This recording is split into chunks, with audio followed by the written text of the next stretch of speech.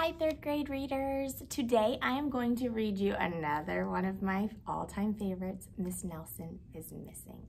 So right now I want you to take a minute and I want you to look at the cover. Okay? I want you to think about the picture. What can you tell from this picture? And then what in the picture makes you think that? So I'm going to show it one more time. I'm going to give you some think time. Okay?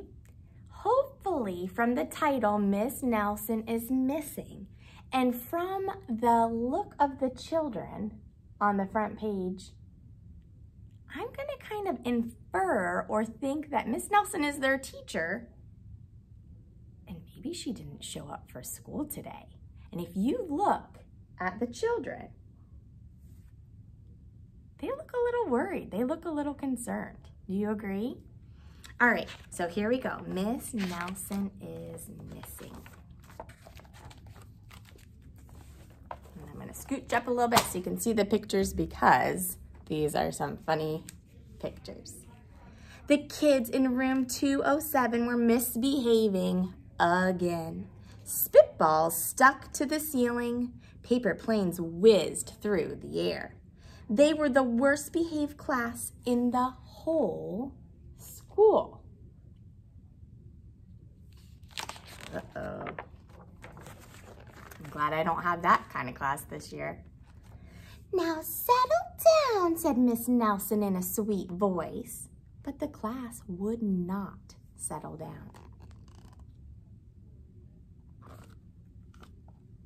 They whispered and giggled. Let me hear.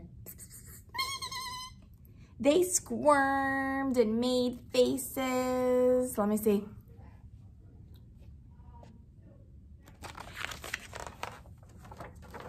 Oh. They were even rude during story hour. And they also refused to do their lessons. Something will have to be done, said Miss Nelson.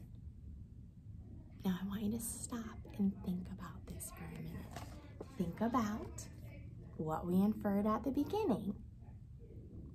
Now do we kind of have a good prediction of why Miss Nelson is missing? What do you think? Why do you think she doesn't show up for school if that's kind of what we're still predicting? I think it's because her kids are naughty and maybe she needs a break. The next morning, Miss Nelson did not come to school. Wow, yelled the kids. Now we can really act up. They began to make more spitballs and paper planes. Today, let's just be terrible, they said. Not so fast, hissed an unpleasant voice. Stop for a minute and think. Who do you think has this unpleasant voice? The principal, maybe? Think about, too, if your teacher's not here, you normally have a what? Substitute, for some of us predicting that. A woman in an ugly black dress stood before them. I'm your new teacher, Miss Viola Swamp. And she rapped the desk with her ruler. Where's Miss Nelson? Asked the kids. Never mind that, snapped Mrs. Swamp. Open those arithmetic books. Miss Nelson's kids did as they were told. How do you think the kids are feeling right now? I'm going to go back and think about Miss Nelson asked the kids to do a lot of things. She sounded like a pretty nice, sweet teacher. They did not listen to her at all. Do we agree? But then Miss Viola Swamp comes around. She does not seem to have the same character traits as Miss Nelson. How do you think the kids are feeling? I'm going to give you a minute to think about that. Staff, don't forget that we do have many supplies that have been dropped off already. A lot of it is labeled with you. If you have an opportunity today, swing down here and grab it so that we can try to clear that hallway out at least by tomorrow. Also, we are putting in a work order for AC for Saturday. My plan is to have the building open and available for you from the hours of 8 in the morning until about 3:30 in the afternoon on Saturday. So you can come in and try to fine-tune anything you need for Monday morning. If we aren't able to get the AC turned on, I'll let you know. But if you want to plan for that now, go ahead, and I'll let you know if that has to be canceled. Thanks. All right, now back to our story. So I am predicting that the kids are maybe feeling worried. Where is their teacher? And maybe a little scared or terrified of this new teacher. They could see that Miss Swamp was a real witch. She meant business. Right away, she put them to work and she loaded them down with homework.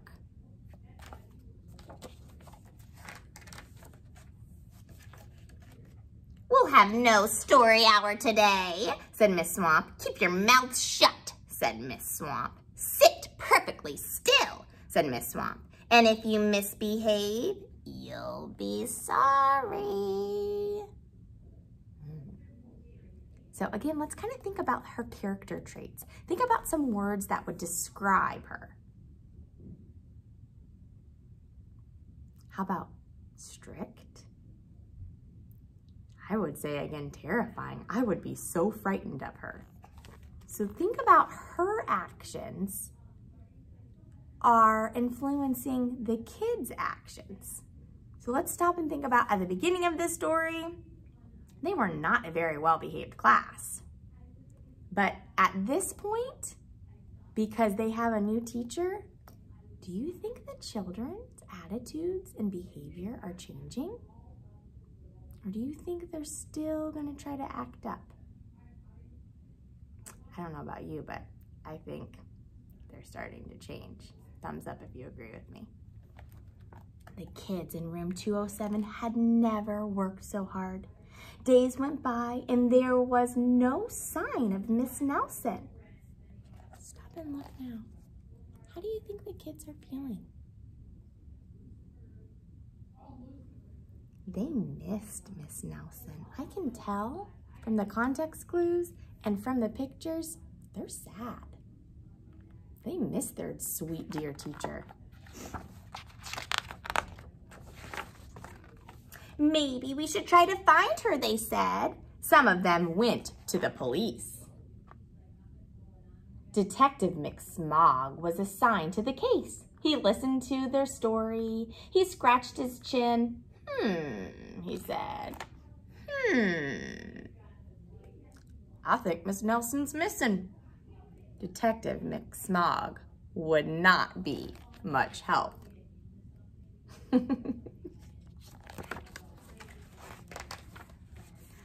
Other kids went to Miss Nelson's house. The shades were tightly drawn and no one answered the door. In fact, the only person they did see was the wicked Miss Viola Swamp coming up the street. If she sees us, she'll give us more homework. They got away just in time.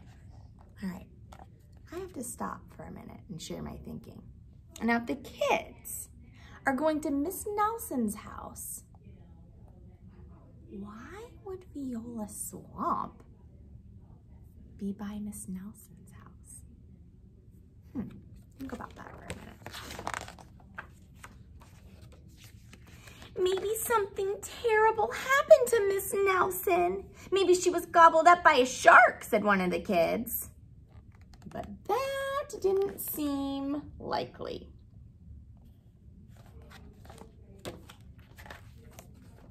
Maybe Miss Nelson went to Mars, said another kid. But that didn't seem likely either. I know, exclaimed one know-it-all. Maybe Miss Nelson's car was carried off by a swarm of angry butterflies. but that was the least likely of all. The kids in room 207 became very discouraged. It seemed that Miss Nelson was never coming back, and they would be stuck with Miss Viola Swamp forever. They heard footsteps in the hall. "Here comes the witch," they whispered. "Hello, children," someone said in a sweet voice. Who do you think it is? Let's read and see if you're right. It was Miss Nelson. "Did you miss me?" she asked. "We certainly did," cried all the kids. "Where were you?" "That's my little secret," said Miss Nelson. "How about a story hour?" "Oh, yes," cried the kids. Miss Nelson noticed that during story hour, no one was rude or silly. "What brought about this lovely change?" she asked. "That's our little secret," said the children.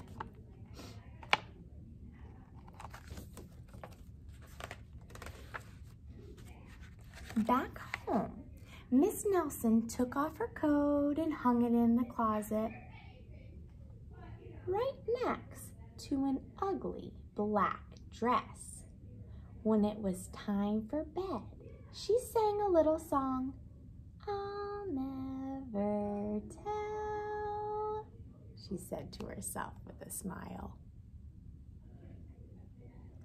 Why is there a black dress in her closet? I want you to look really closely and take a minute and make a prediction.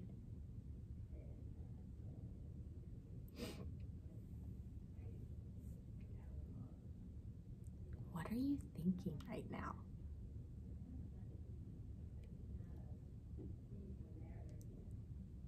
I think you are right. Miss Nelson and Miss Viola Swamp are what? They're the same person. So that one gets me every year, and I don't know if you knew it, and I'm sad that I can't see your reaction. Did you know all along that Miss Nelson was actually the same person as Viola Swamp? I want you to stop and I want you to think about something for a minute. Why do you think sweet Miss Nelson dressed up as Viola Swamp? Why do you think she would do that to her class? Okay? So I want you to think about that. I want you to share that with Mom and Dad, and I can't wait for tomorrow because I am going to read you another book that has the same characters in it. I'm also going to leave you with this thought. What characters do you think are going to be in the book that I'm going to read you tomorrow? All right, I'll talk to you later. Bye.